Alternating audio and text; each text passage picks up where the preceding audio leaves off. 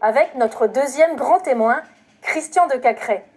Nous l'avons invité à témoigner sur un sujet auquel il est confronté pratiquement tous les jours et depuis des années. C'est probablement la réalité des réalités, la mort. Il va nous aider à envisager la vie autrement, à comprendre que la conscience de la mort transforme notre vie en élan.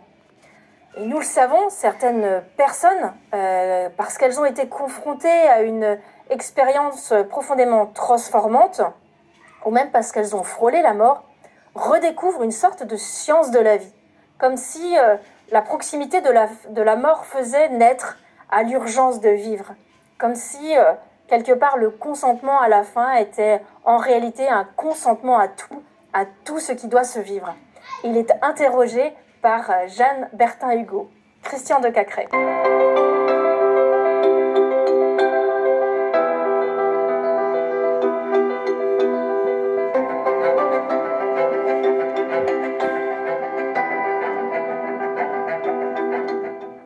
Christian de Cacré, bonjour. Bonjour Jeanne.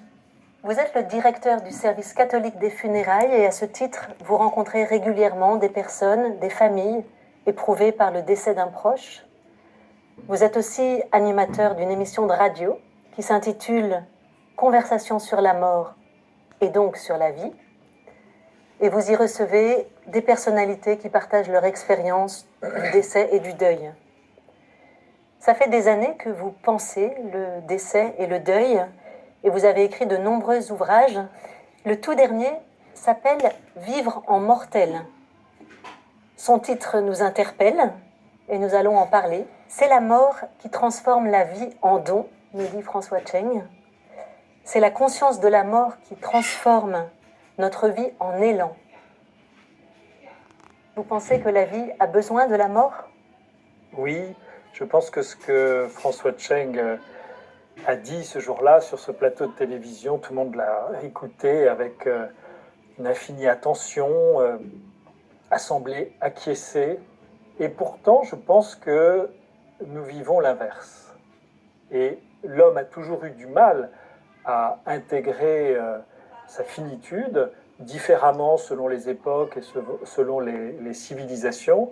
Mais là, aujourd'hui, à l'époque que nous vivons, particulièrement, et c'est même daté historiquement, dans les sociétés occidentales, un puissant mouvement d'occultation de la mort s'est mis en place. C'est arrivé après la Seconde Guerre mondiale, les causes en sont multiples. Je pense que l'évolution du rapport à la médecine a joué un rôle très important, parce qu'à mesure que, et on s'en réjouit tous, un certain nombre de pathologies ont été soignées, et que donc cette terrible mortalité a reculé, que l'espérance de vie a augmenté, eh bien, c'est développé l'idée que, au fond, le développement allait peut-être de pair avec une durée de vie toujours plus longue et surtout un état d'esprit dans lequel cette réalité de notre finitude s'effacerait au profit d'une vie pleine de divertissements tout pascaliens et en tout cas sans cette conscience dont François Cheng dit combien elle est source de davantage de goût de vivre, d'intensité de vivre. Oui, vous dites que peut-être le mal de nos contemporains, c'est de ne plus parvenir à intégrer la mort comme faisant partie du destin de tout vivant. Est-ce que c'est ça que je comprends ? Absolument, absolument. Et d'ailleurs, moi j'en ai fait l'expérience à titre personnel parce que, étant amené dans le cadre de mes fonctions professionnelles à parler de cette question de la mort, je me suis aperçu assez vite que dans mon auditoire, en dehors des professionnels, je dirais, de l'accompagnement, bien souvent, les gens, in petto, sans doute se disaient, bon, c'est intéressant ce qu'il me dit, mais je suis assez bien en forme, donc a priori je ne devrais pas mourir tout de suite. Autour de moi, ça tient toujours, il n'y a pas de deuil. Donc je sentais, si vous voulez, que l'intérêt tout intellectuel ne passait pas la frontière de l'être, des êtres que j'avais en face de moi. C'est une analyse qui ne tient qu'à moi, mais à laquelle je donne une certaine forme de vérité. Et dès lors, et donc tout ce cheminement, parce que ça fait quand même une trentaine d'années que je travaille sur cette question, Et tout mon cheminement a consisté à creuser cette question de la mort sous l'angle de l'ici et maintenant, dans ma vie, quel que soit mon âge, quel que soit mon état de santé, tout être humain, dans cette perspective-là, est potentiellement concerné, non pas de façon macabre, mais comme une grande sœur en sagesse. Alors les références abondent, il y a bien sûr François Tcheng, mais avant lui, il y a eu François d'Assise, dans le Cantique des créatures, qui nous dit « Béni sois-tu Seigneur pour notre sœur la mort ». Allez répéter ça dans la rue tout à l'heure, vous allez voir ce que vous allez entendre. Et pourtant, il y a une grande sagesse à bénir notre sœur la mort. Non pas que nous soyons des êtres faits pour la mort, mais si nous sommes des êtres faits pour la vie, et c'est ce que François Tcheng exprime bien mieux que moi, si nous sommes des êtres faits pour la vie, alors cette vie prend sens dès lors qu'elle est marquée du signe de sa finitude. Regardez, la discussion que nous avons ensemble, on ne va pas la rejouer dans 1 heure, dans 2 jours. Elle est unique, toute rencontre est unique.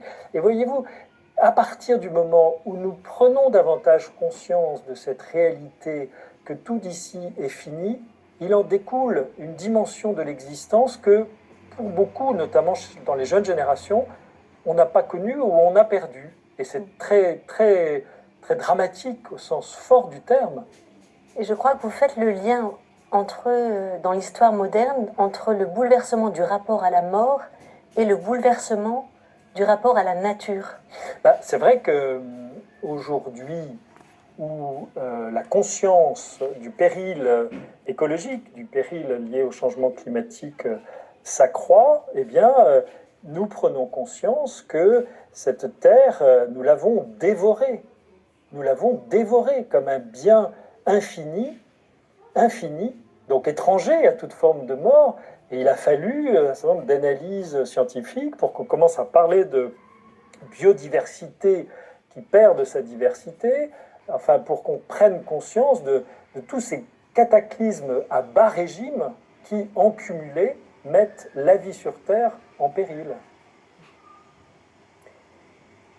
Peut-être pour revenir à ce qu'on disait, j'ai eu la chance de vivre une session se réconcilier avec la mort. Est-ce que vous voulez nous en parler un peu? Quelle est l'intuition de ces sessions?